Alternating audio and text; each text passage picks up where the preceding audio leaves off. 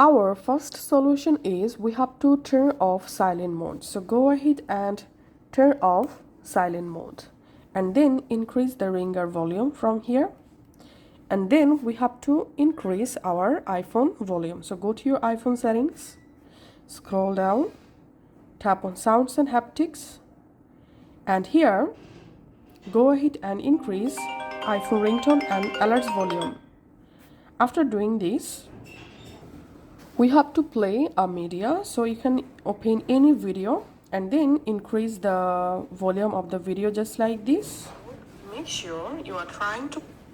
And now we have to disable Bluetooth and output. So your audio might be going to Bluetooth devices you forgot about, or another output like AirPlay. So open your iPhone control center. In here, tap on Bluetooth and turn off Bluetooth completely. And if you see your AirPlay connected, then go ahead and disable AirPlay on your iPhone. And then go ahead and check your iPhone volume.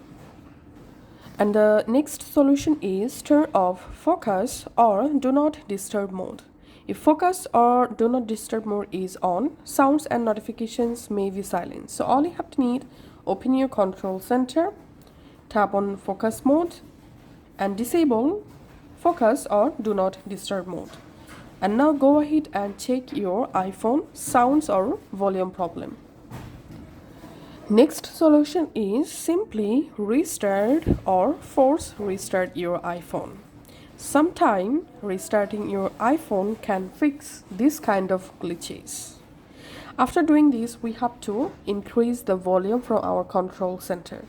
So go to your control center and here you should see the volume. If you don't see the volume panel, then just long press on your control center, add a control, and go ahead and search for volume. Add the volume in your control center. Now, from here, you have to increase the volume and check the volume working or not.